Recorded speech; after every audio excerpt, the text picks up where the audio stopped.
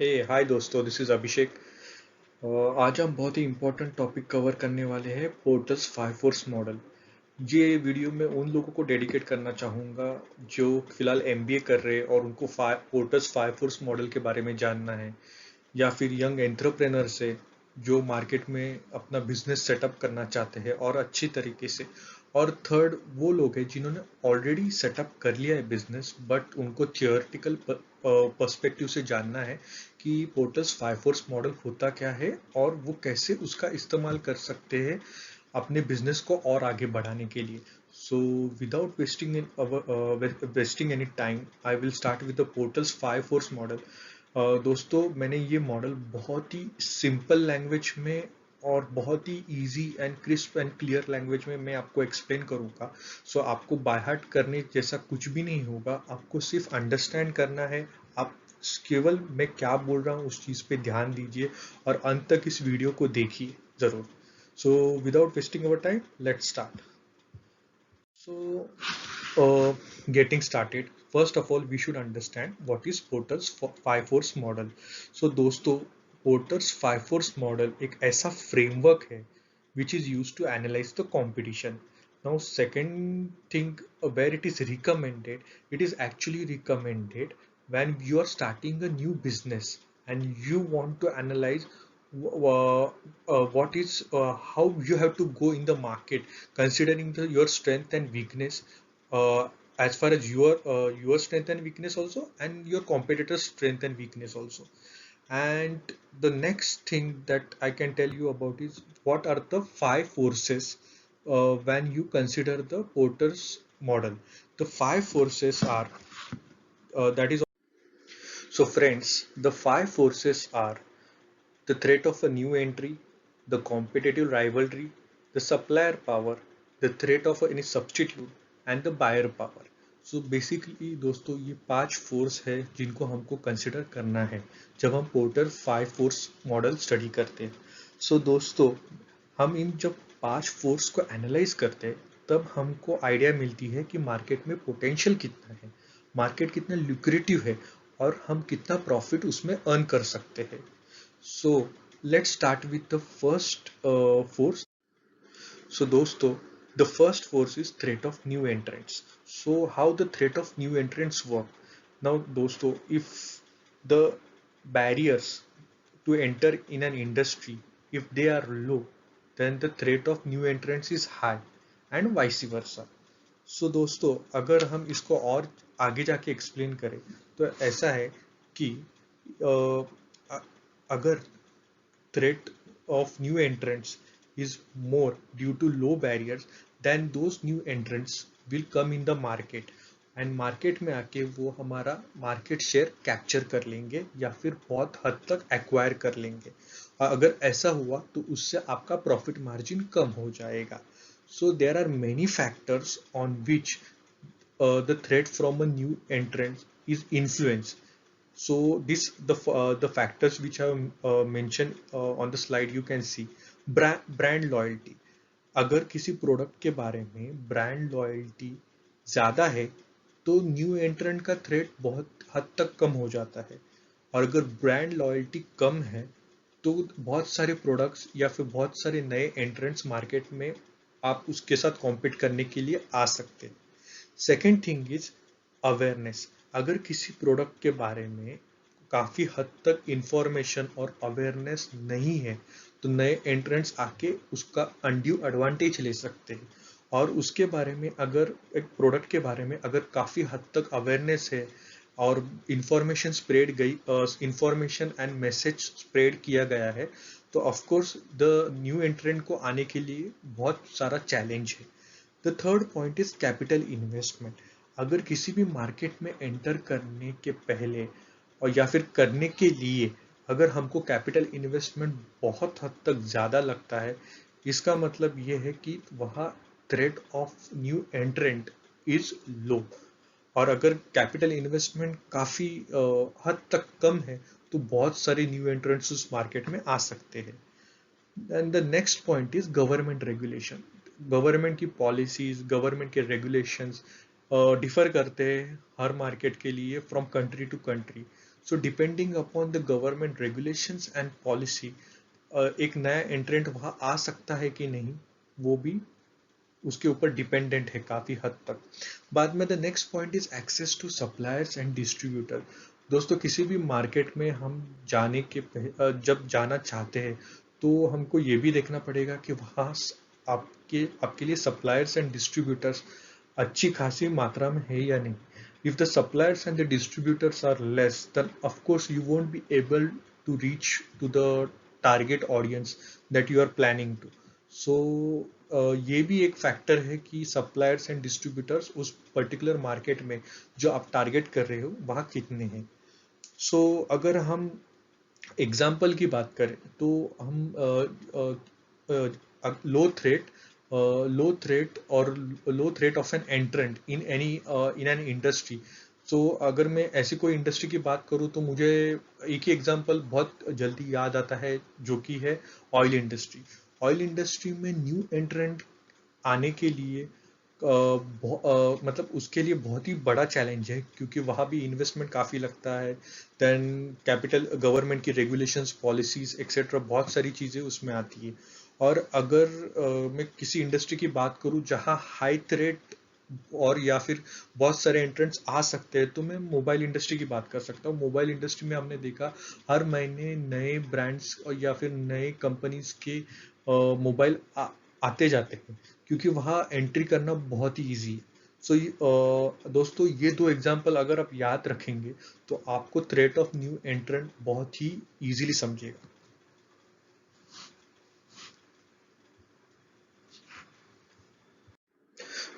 So दोस्तों the next force is threat of substitute product. So how the threat of substitute product works? So like threat of substitute product is when the product offers close benefits at a competitive price which a customer can purchase. So दोस्तों अगर कोई भी एक product है और उसके मुकाबले में कोई और एक प्रोडक्ट आता है जिसमें जो आपके प्रोडक्ट से बहुत ही मिलता जुलता है और कुछ हद तक ऐसा भी हो सकता है कि उसके फीचर्स थोड़े से बेटर हो, से 19-20 का फर्क हो। And the next thing is उसको कॉस्ट में भी वो काफ़ी थोड़ा सस्ता हो।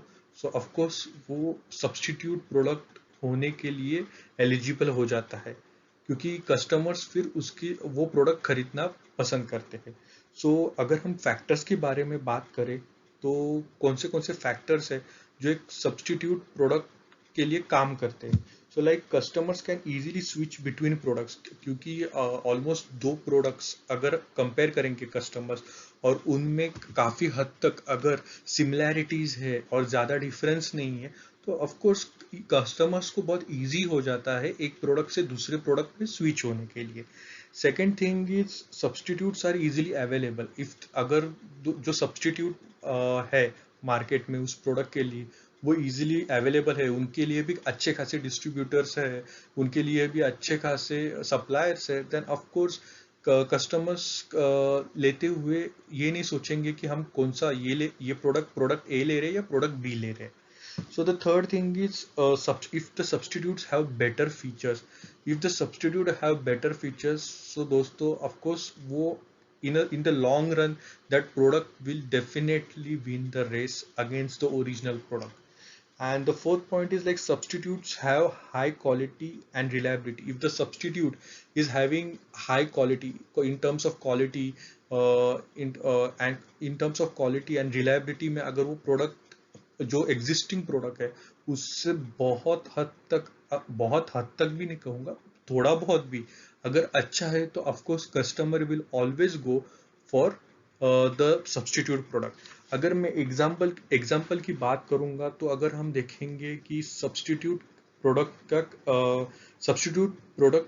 कैसे काम करता है। फॉर एग्जाम्पल दोस्तों आपने ये भी देखा है कि आजकल डिजिटल ज़माना है तो पहले कैसे रेडियो चलता था, टेलीविज़न चलता था, केबल नेटवर्क चलता था, पर फिलहाल 4G अवेलेबल है, लोगों के पास वाईफाई अवेलेबल है जिसके वजह से लोग आजकल digital TV, Amazon fire stick वगैरह इन सब पे मतलब टीवी देखना पसंद करते हैं। और ये भी देखा गया कि ऑफकोर्स उसका कंटेंट बहुत हद तक अच्छा भी होता है और प्राइस के मामले में भी ये काफ़ी रीजनेबल रहता है। सो ये एक एग्जांपल हो सकता है कि radio television versus the digital platforms that are coming. और उसी के साथ साथ हम उसे मोबाइल्स में भी देख सकते हैं, सो इजी, बहुत ही पोर्टेबल हो जाता है। द नेक्स्ट थिंग, और एक मैं एक एग्जांपल अगर आपको दे सकता हूँ तो bicycle versus car. I am not sure whether you are aware about that. Many countries, I can give you an example of Netherland also. Netherland में एम्स्टर्डम में मैंने देखा है कि बहुत सारे लोग वहाँ साइकिल पे जाना ऑफिस पसंद करते हैं, ना कि वो कार्स यूज करते हैं।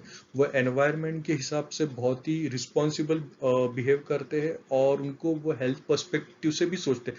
तो यहाँ हम देख सकते हैं कि यहाँ साइकिल एक सब्स्टिट्यूट प्रोडक्ट है कार के लिए। ऑल्सो दोस्तों, अगर हम हेल्थ केयर इंडस्ट्री के बारे में देखें तो अगर लोग कम से कम शुगर कंज्यूम करेंगे, तो डायबिटीज जिनको बहुत हद तक होता है शुगर की वजह से, तो उसका रेशियो भी इंडिया इंडिया या फिर वर्ल्ड में कहीं भी वो कम होते जाएगा। तो उससे क्या होगा, जो हेल्थ केयर प्रोडक्ट्स है तो उनकी डिमांड कम होती जाएगी। तो इस प्रकार से if people consume less sugar for diabetes treatment में ड्रॉप, सो लाइक ये एक सब्स्टिट्यूट हो जाता है। So this is how the threat of substitute product works. Now in the next slide we will study about bargaining power of supplier. So दोस्तों, जब हम बात करते हैं bargaining power of supplier, so what is bargaining power of supplier? So it is the power of supplier which he can put on companies by raising prices, lowering the quality or reducing the availability of product. So एक supplier एक company को अपनी power कैसे दिखा सकता है, पर वो भी डिपेंड करता है कुछ फैक्टर्स के ऊपर। पर किस हिसाब से कर सकता है, तो वो प्राइस बढ़ा सकता है प्रोडक्ट्स की, अपनी क्वालिटी को कम कर सकता है, और as well as availability of products या फिर शॉर्टेज उसका दिखा सकता है। सो ये अगर हम सप्लायर्स देखेंगे कि कौन से टाइप्स के सप्लायर्स होते हैं मार्केट में, तो उनको हम लिस्ट करें तो देखा गया है कि वो मैन्युफैक्चरर्स हो सकते हैं, वो डिस्ट्रीब्यूटर्स हो सकते हैं, वो वेंडर्स हो सकते हैं, वो होलसेलर्स हो सकते हैं, इंपोर्टर्स हो सकते हैं, एक्सपोर्टर्स हो सकते हैं। सो दोस्तों, the factors determining the power of suppliers are, if the number of suppliers relative to buyers are, if the number of suppliers, जब हम कंपेयर करते हैं बायर्स से, अगर सप्लायर्स बायर्स बहुत ज़्यादा है और सप्लायर्स कम है, तो उसका मतलब क्या कि सप्लायर्स को बहुत हद तक पावर उनकी बढ़ जाती है, क्योंकि और कोई मार्केट में प्रोडक्ट देने के लिए है ही नहीं, और बायर्स तो बहुत सारे हैं और बायर्स को तो लेना ही है, क्योंकि उनके पास कोई ऑप्शन नहीं बचता। तो वहाँ उनकी पावर बहुत हद तक बढ़ जाती है। नेक्स्ट इज, अगर हम बात करें स्विचिंग कॉस्ट की, अगर जो सप्लायर्स ऑलरेडी अवेलेबल है मार्केट में, उनमें ज़्यादा कोई फर्क नहीं है, और नहीं है, तो ऑफ कोर्स स्विचिंग कॉस्ट बहुत कम हो जाती है, तब हम सप्लायर चेंज कर सकते हैं। पर अगर जो सप्लायर्स अवेलेबल है मार्केट में, उनमें बहुत हद तक उनकी कॉस्ट में डिफरेंस है, सो सप्लायर चेंज करना भी बहुत हद तक डिफिकल्ट हो जाता है। सो दोस्तों, यहाँ भी एक सप्लायर की पावर का अंदाजा हमको आ जाता है, क्योंकि अगर एक सप्लायर आपको कम कॉस्ट में दे रहा है, और आपको, जो आप ऑफ कोर्स उस सप्लायर के पास नहीं जाएंगे जो आपको हाई कॉस्ट में देता है। Next thing is, if the supplier is involved in forward integration, तो तब भी उसकी पावर काफी हद तक बढ़ जाती है। नाउ दोस्तों, यहाँ मैं आपको फॉरवर्ड इंटीग्रेशन के बारे में एक्सप्लेन करना चाहूंगा। Forward integration includes control of direct distribution of supply and company. So like क्या होता है कि जो अपनी जो चेन होती है, वैल्यू चेन में, आप now if you are the owner, तो सब जो सप्लायर होता है, जो हमारे जो चेन में हमारे नीचे रहता है इन द वैल्यू चेन में, तो वो आप इट ही moves up to the manufacture what you produce, वो आपके आगे चला जाता है उसमें, क्योंकि वो बहुत हद तक कंट्रोल कर रहा है आपका जो भी डिस्ट्रीब्यूशन है, आपका सप्लाई, द ओनली बिकॉज आपका बहुत सारा ट्रबल चला जाता है, और आप सिर्फ उसके एक ओनर रह जाते हो, क्योंकि और बहुत हद तक यू कैन से 70% काम तो वही कर रहा है, तो वहाँ उसकी पावर बहुत हद तक बढ़ जाती है।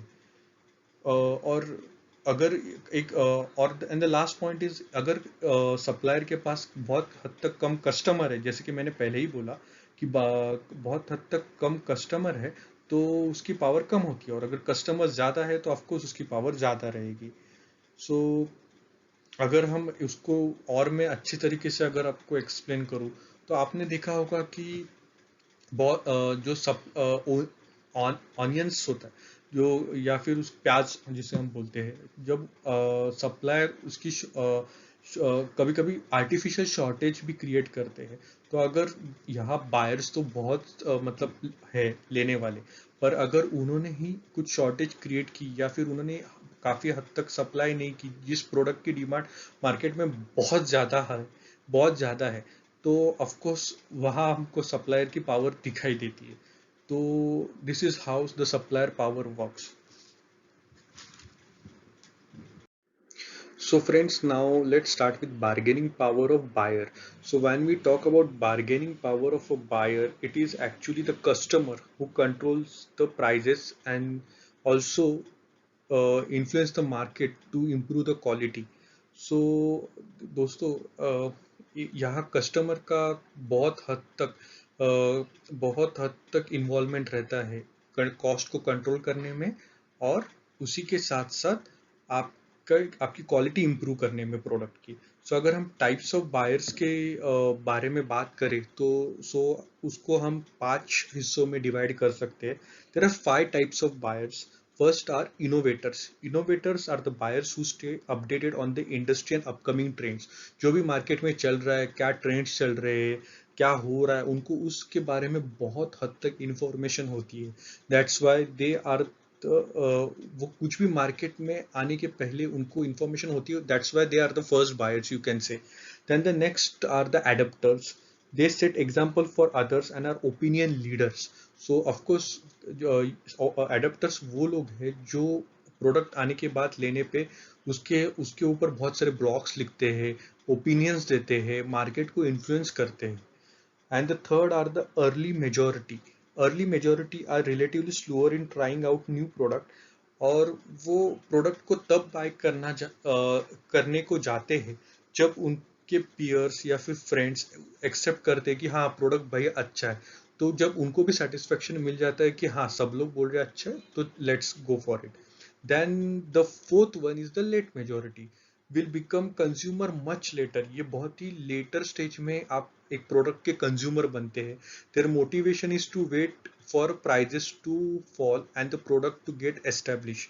सो आपने काफी आपके दोस्तों में और यारों में देखा होगा कि कोई भी मोबाइल लॉन्च हुआ तो कुछ लोग ऐसे भी होते हैं तो जो बोलते हैं हाँ और 2 महीने जाने दे, और कॉस्ट मोबाइल की कम हो जाएगी तब मैं ले लूंगा, और तब तक ये भी देखूंगा कि इसका फीडबैक क्या है, ये एक्चुअली रिलायबल है कि नहीं, इसकी लॉन्गिटिविटी अच्छी है या नहीं।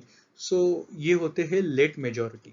And the fifth one and the last one are excessive traditionalists. Now these people will wait till the prices go to the lowest point. Okay, सबसे कम दर पे प्राइस चली जाए उसका वो इंतजार करते हैं।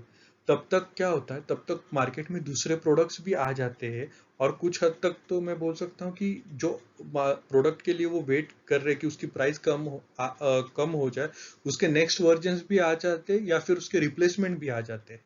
So these are the excessive traditionalists. So each of these buyer has a different potential, okay, to influence the bargaining power. So अगर हम इस अगर हम फैक्टर्स के बारे में बात करें, जैसे कि हमने देखा कि कौन से टाइप के बायर्स रहते हैं। अगर हम फैक्टर्स के बारे में बात करें, सो द उनकी पावर किसके ऊपर डिपेंड रहती है, like characteristic of a market and it's condition. Market कैसा है और उसकी कंडीशंस कैसे है, तो वो अगर मार्केट एग्रेसिव है, मार्केट रिग्रेसिव है, किस टाइप का मार्केट है, उसके ऊपर भी बायर की पावर डिपेंडेंट रहती है। Sales revenue percent that the buyer provides. अगर एक बायर काफी हद तक सेल्स को इन्फ्लुएंस कर रहा है तो उसकी पावर हमेशा ज्यादा ही रहेगी। When buyers are less in number and suppliers are more, of course suppliers अगर ज्यादा है और buyers कम है तो वो हमेशा निगोशिएट करेंगे प्राइस को। सो उसके लिए तब उनकी पावर बहुत हद तक बढ़ जाती है। And products are not differentiated. अगर बहुत सारे प्रोडक्ट्स एक कैटेगरी में अवेलेबल है और उनमें जो अंतर है या फिर जो डिफरेंस है वो बहुत ही relatively you can see meagre और लाइक बहुत ही कम है, और उसमें आप ज़्यादा कुछ फर्क नहीं कर सकते, तब भी बायर की पावर बहुत हद तक बढ़ जाती है। When switching cost is low, जब एक प्रोडक्ट से दूसरे प्रोडक्ट पे जाना ज़्यादा कॉस्टली नहीं होता, तभी भी बायर की पावर बढ़ जाती है। नाउ बायर हैव, अगर बायर के पास पूरी इंफॉर्मेशन है प्रोडक्ट के बारे में, he is well informed about the product, then also buyer की पावर बढ़ जाती है। And if the buyers are sensitive to price and stop purchase which cannot be ignore by supplier, अगर बहुत ही बायर को लग रहा है कि प्राइस ज़्यादा है और वो ले ही नहीं रहा है उस प्रोडक्ट को, तो ऑफ कोर्स, और प्राइस सेंसिटिव हो गया, काफ़ी ऐसे प्रोडक्ट्स है जैसे this I don't think so that is a suitable example, पर कभी कभी कुछ ऐसे मोबाइल्स भी लॉन्च होते हैं मार्केट में जिसकी प्राइस स्काई रॉकेटिंग रहती है, मतलब स्काई रॉकेटिंग हाई रहती है, मतलब आप बोलोगे कि इतना भी क्यों, इतनी भी क्यों ज़्यादा है। तो क्या करते, क्या कुछ लोग तो ले लेते पर बहुत लोग उसको अवॉइड करते लेना। तब सर्विस से या फिर रिसर्च से कंपनीज को समझता है कि हमने जो प्रोडक्ट की प्राइस है वो कुछ ज़्यादा ही बोल दी, तो इसमें प्राइस सेंसिटिविटी देखा जाता है और वो उस प्रोडक्ट की प्राइस कम कर देते। तो इस प्रकार से बायर वहाँ भी इन्फ्लुएंस करता है प्रोडक्ट की प्राइस कितनी होनी चाहिए। नाउ अगर सब्सटीट्यूट्स काफ़ी अवेलेबल है जैसे कि मैंने कहा, and substitutes are available in large number, तब भी बायर्स की पावर बढ़ जाती है। सो इस प्रकार the bargaining power of buyer has a huge impact. So let's move to the next slide. So friends, अभी हम बात करते हैं the fifth power and the last power, that is rivalry among existing buyers के बारे में। सो दोस्तों, होता क्या है मार्केट में, जो ऑलरेडी राइवल्स है आपके और आपको उनके बीच में कंपटीशन चल रहा है, तो उससे इफेक्ट क्या होता है कि आपके प्रॉफिट मार्जिन्स कम होते हैं, मोस्टली कम ही होते हैं या फिर लिमिटेड हो जाते हैं, ये बोल सकते हैं। क्योंकि ज़्यादा अगर, क्योंकि सब प्लेयर्स ऑलरेडी एस्टेब्लिश है मार्केट में, तो किसी का 30%, किसी का 40%, 35% ऐसा मार्जिन हो जाता है, और वहाँ उस मार्जिन को क्रॉस करने के लिए कि और मतलब एक सब्सटेंशियल मार्जिन डिफरेंस पाने का जो चांस होता है वो बहुत कम हो जाता है। तो next thing is lead to competitive moves. हाँ, ऑफ कोर्स कंपटीशन होने के कारण बहुत सारे competitive moves in terms of marketing, in terms of selling the product, ऐसा बहुत सारी चीज़ें हमेशा कॉम्पिटिटर्स या फिर राइवल्स ट्राई करते ही रहते हैं। The next thing is price cutting. Of course लोग आपके पास तभी आ सकते हैं जब आपका प्राइस आपके राइवल से काफ़ी हद तक कम रहेगा। सो यहाँ बहुत सारा प्राइस वॉर चालू हो जाता है। So price cutting is one of the factors that comes into play. Then increase advertising and expenditure, जैसे कि मैंने कहा कि एडवर्टाइजिंग और एक्सपेंडिचर के एक्सपेंडिचर में बहुत हद तक पैसा खर्च किया जाता है, क्योंकि यहाँ जब प्रोडक्ट्स आपके और आपके राइवल के एक ही लेवल पे ऑलमोस्ट आ जाते हैं, so the next thing that comes into picture is passing the message. कौन कितने अच्छे तरीके से मैसेज पास करता है अपने टारगेट ऑडियंस को, वो उसके लिए मार्केटिंग और एडवर्टाइजिंग ही बहुत इंपॉर्टेंट फैक्टर प्ले करता है। And then the next thing is spending on service और प्रोडक्ट इम्प्रूवमेंट। सो हम इसका बेस्ट एग्जांपल मैं दे सकता हूँ एसी। काफ़ी हद आप देख सकते हो कि एसी, जब एक जैसे कंपनीज एसी बनाते हैं और उसको सेल करते हैं, वो वहीं तक नहीं रुकते कि हम सेल करेंगे। वो क्या करते हैं, वो बोलते हैं कि हम आपको सर्विस भी देंगे, हम आपको 1 ईयर की वारंटी के साथ साथ सर्विस भी देंगे, 2 सर्विसेज देंगे, 3 सर्विसेज फ्री देंगे, या फिर वो क्या बोलते हैं कि हम प्रोडक्ट में कुछ इम्प्रूवमेंट आ जाए तो हम आपको उसके बारे में इन्फॉर्म करेंगे। ये मैं मोबाइल की भी बात कर सकता हूँ। जैसे कोई अगर आप एक पर्टिकुलर मोबाइल लेते हैं तो कंपनी प्रॉमिस करती है कि उसका नेक्स्ट जो वर्जन रहेगा या जो नेक्स्ट अपडेट्स रहेंगी, जो काफ़ी हद तक नेक्स्ट वर्जन के लिए रहेगी, आपको भी मिलेंगी। ऐसा कुछ प्रोमिस कंपनी हमेशा देती है। तो अगर मैं कुछ एग्जांपल्स थ्रो करूँ तो जहाँ products almost at similar level पे है, पर और बहुत ही कंपटीशन इंटेंस है। तो वहाँ इन कंपनीज ने जो अभी मैंने ये पॉइंट्स बोले वो यूज किए। फॉर एग्जांपल मार्वल और डीसी कॉमिक्स आपने देखा, बहुत ही तगड़ा कंपटीशन है दोनों में और बहुत ही उनका अपील है। सो वो हमेशा एडवर्टाइजमेंट वगैरह इसमें बहुत हद तक स्पेंड करते हैं। कोक वर्सेस पेप्सी ये तो बेस्ट एग्जांपल है, हमको हमको पता ही है। उसमें ज़्यादा 19-20 का ही अंतर है टेस्ट या फिर पर उसका ब्रांडिंग कैसा है, उसके एडवर्टीजमेंट क्या है, कौन से स्टार्स को लेना है, वो काफ़ी हद तक देखा जाता है। Nike versus Reebok, of course both are of high quality और बहुत ही अच्छे कंफर्ट देते हैं। पर वो बड़े बड़े स्पोर्ट्स पर्सन को लेके उसको कौन बेहतर है वो दिखाने को देखते हैं। बाद में एयरबस और बोइंग ये दोनों यू नो की बहुत ही बड़ी कंपनीज है, बहुत ही अपने सेक्टर में बहुत ही अच्छी कंपनीज है। तो ये ऐसे कुछ एग्जांपल्स अगर हम देखें तो जिनमें दो प्रोडक्ट्स के बीच में इतना अंतर नहीं है, but the thing is that कि उनके पास में एक ही पर्याय रहता है कि वो कुछ एडिशनल ऐसा करे जो उनके कॉम्पिटिटर्स से अच्छा हो, जिसके लिए वो एडवर्टीजमेंट करे, मार्केटिंग करे, प्राइस कट करे और कुछ डिस्काउंट दे वगैरह, ये सब चीज़ों के ऊपर ध्यान दे।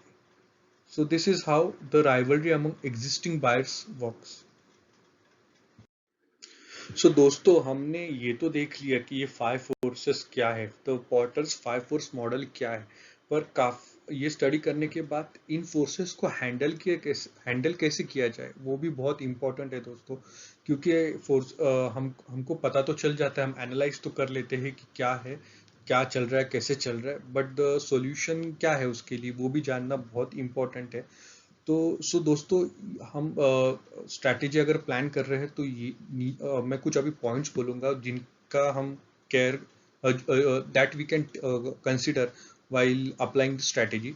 So like identifying needs in the industry and satisfy with a product or service। हम ठीक है, कोई कॉम्पिटिटर आ जाए आपसे कॉम्पीट कर रहा है, पर हमको भी खुद से इंडस्ट्री में नीड्स क्या है, लोगों को और क्या चाहिए बेहतर, इसके बारे में हमेशा उनकी पल्स चेक करनी चाहिए। बाद में इम्प्रूव एग्जिस्टिंग प्रोडक्ट और सर्विस। दोस्तों, एक अगर कोई प्रोडक्ट लॉन्च हुआ है so it is at level A आज, तो उसको लेवल ए से लेवल सपोज लेवल 1, तो लेवल 1 से लेवल 2, लेवल 2 से लेवल 3, वो एक इम्प्रूवमेंट, हमेशा इम्प्रूव करने का जो जज्बा होना चाहिए। या फिर अगर वो इम्प्रूव नहीं होता गया तो ऑफकोर्स वो प्रोडक्ट लोग उसका कोई ऑल्टरनेटिव आ सकता है, या फिर जैसे मैंने कहा जैसे कोई उसका सब्सटीट्यूट आ सकता है। इससे क्या होगा कि वो अपना जो मार्केट शेयर है वो जल्दी ही लूज करेगा। Next thing is highlight your difference. दोस्तों, कुछ कुछ प्रोडक्ट्स बहुत ही बेहतरीन होते हैं, बट उनका प्रॉब्लम ये होता है कि वो अपना मैसेज और या फिर उनके और उनके राइवल में जो डिफरेंस है वो लोगों तक पहुंचाने में सक्सेसफुल नहीं होते। So it's very important to highlight how you are different from your rival. Then clarify your brand and message. कुछ कुछ दोस्तों ऐसा भी होता है, कुछ ब्रांड्स हम देखते हैं पर उनका जो मैसेज होता है वो उस ब्रांड से बहुत ही अलग रहता है, या फिर it is not to the core value, और या फिर to the core message they want to give. So if such type of clash comes, then of course the product suffers। Then focus on the needs of your customer. जैसे कि मैंने कहा कि आप market में सर्वेज रन कीजिए, आप research carry कीजिए कि एक्चुअल में अभी इस वक्त आज की तारीख में या कस्टमर को क्या चाहिए। आपके सर्वेज या फिर आपके research work on can be on monthly basis और can be on 3 monthly basis और 6 मंथली बेसिस और एटलीस्ट ऑन ईयरली बेसिस तो होना ही चाहिए। Then focus on the needs of your employees. दोस्तों, जैसे आपके कस्टमर्स आपके स्टेक होल्डर्स है, वैसे ही आपके एम्प्लॉयज भी आपके स्टेक होल्डर्स है। आपके एम्प्लॉयज आपको बहुत सारी नई आइडियाज दे सकते हैं। सो हमेशा उनका ध्यान भी रखना बहुत जरूरी है। And the next point is do not under estimate और ओवर एस्टिमेट द कॉम्पिटिटर्स। दोस्तों, अगर हम किसी कॉम्पिटिटर को, अपने राइवल को बहुत ही ओवर एस्टिमेट करते हैं तो हमारा फोकस उसकी तरफ ही रहेगा रादर देन कि हमको क्या करना है, और या फिर हम उसको अंडर एस्टिमेट करेंगे। So of course over a period of time वो हमको अपने आगे कब चला जाएगा वो भी नहीं समझेगा। So do not overestimate और underestimate a competitor. Explore partnership opportunities. दोस्तों कई बार देखा गया है कि किसी दो कॉम्पिटिटर्स के बीच में किसी के पास एक स्पेशलिटी है तो दूसरे के पास दूसरी स्पेशलिटी है, पर अगर ये दो स्पेशलिटीज मिल जाए तो बहुत कुछ अचीव किया जा सकता है। सो जहाँ स्कोप दिखे कि आप आपके राइवल के साथ भी काम कर सकते हो, you should be open to that.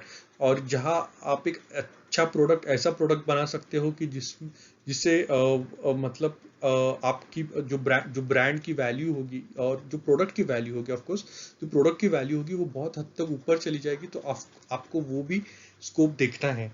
And then the next is like target new markets. Of course आपको एक मार्केट को ही स्टिक नहीं रहना है, आपको अलग अलग मार्केट्स में भी देखना है, जाना है कि आपका प्रोडक्ट वहाँ लॉन्च कर सकते हैं या फिर उसको इम्प्रोवाइज कर सकते हैं और वहाँ लॉन्च कर सकते हैं, या वो भी आपको काफ़ी हद तक देखना चाहिए। आप एक ही मार्केट में स्टिक रहोगे so it limits your scope of growth.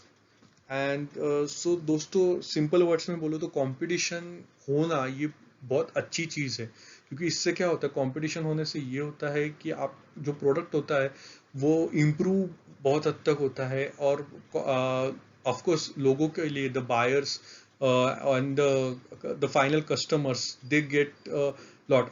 आपने ये भी देखा होगा कि आज हर हर भले ही वो मीडिया सेक्शन हो, भले ही वो डिजिटल प्लेटफॉर्म हो, या फिर भले ही कोई भी प्रोडक्ट्स जो भी है, जैसे जो कोलैबोरेशंस के लिए, या फिर कुछ भी इंटरनेट पे अवेलेबल है, आप देखोगे कि वह इतना कंपटीशन है। और इस कंपटीशन की वजह से जो हम फाइनल कस्टमर्स हमारे जैसे है, उनको एक अच्छा प्रोडक्ट देखने को मिलता है। सो दोस्तों ऑफ कोर्स कंपटीशन बहुत अच्छा है, उससे हमको पैनिक नहीं करना है, हमको उसको कैसे उसको एनालाइज करके आगे बढ़ना है, ये देखना है। सो this is how you can handle the Porter 5 forces. सो दोस्तों मैं आशा करता हूँ कि आपको पॉर्टर्स 5 फोर्स मॉडल बहुत अच्छे तरीके से समझा होगा। आपका सपोर्ट मेरे चैनल के लिए ऐसे ही बना रहे। मैं काफ़ी इंटरेस्टिंग वीडियोस मैंने ऑलरेडी डाल चुका हूँ मैं, और आगे भी फ्यूचर में लेके आऊँगा। मैं आपको रिक्वेस्ट करूँगा कि आप चैनल को सब्सक्राइब करें, वीडियोस को लाइक करें और ज़्यादा से ज़्यादा उसे शेयर करें, ताकि हमारा चैनल और आगे बढ़ता जाए। सो थैंक्स फॉर वॉचिंग दोस्तों, and have a nice day.